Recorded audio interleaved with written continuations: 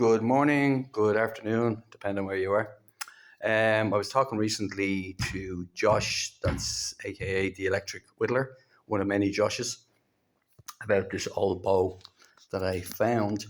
I worked for years as a groundsman, and there was an old stately home on the grounds that had been demolished. But this longbow um, had been taken out of there, among other very old farming tools and stuff, and it was wrapped in plastic and put in a shed.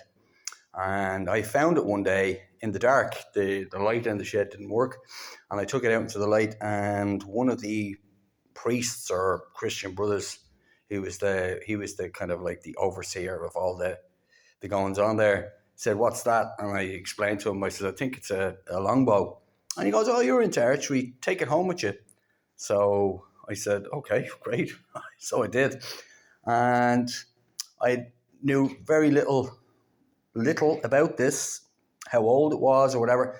So I do have a string, but I was advised not to really shoot it because it's so old, the wood can become brittle, and there's nothing worse than a bow exploding back in your face at high speed.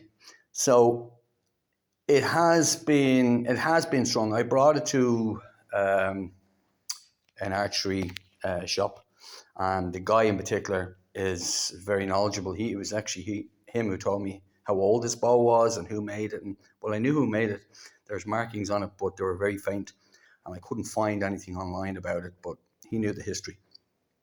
So at the top here, you got like an animal horn of some type, and there's a hole in it. It kind of looks like a bird, but the idea of that was that you'd hang a silencer. And women, this is actually a woman's longbow, so it's slightly shorter. You would tie ribbons through that, or silencers as they call them. And women in the day, this is from the 1800s, used to put a ribbon here as a sign that they were kind of single and looking for a husband, you know.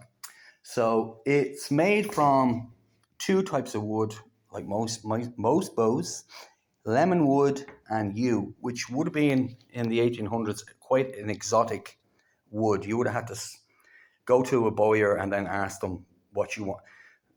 They give you a choice of woods, and then you'd say, "Right, I want this or that." And there's some leather here. Some of it's broken off, and then you got your crushed velvet. And then you see, you won't be able to see that there, but I've had a look at this, and there are many different microscopes. It says Lawrence and Son, Dublin, okay? And then you can see it a little bit more. And then Dublin, and then 30, which is the pounds of pressure, okay? And it's quite short for a longbow, but the people in the 1800s were quite short as well. And I was told it's a lady's recurve longbow. Okay, so what you're looking at here, that is not the front. That's actually the back end. So, when you pull it back, this side is facing out. So I was told. Doesn't really make sense to me, but that's what I was told. Anyhow, so that's it. And it's still, as I say, in very good condition. And another guy I know has a longbow. He took it for a while, stretched it out, and he treated it with beeswax, stretched it out some more. But at the same time, he did advise it's an antique. There's no point in shooting it, because it's liable to break. So it's a chance you take. I don't know the value on it. Very hard to find out, the exact value on something like this. But it dates from around 1845. And the guy, Lawrence and Son, right? There was a father and then the son, and they were listed.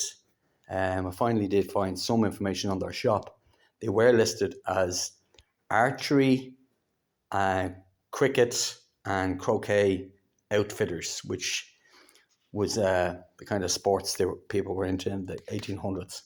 So they are listed as being archery suppliers, so it makes sense. All right, guys, so that's it. Just thought I'd give you a look at that bow. Talk to you later.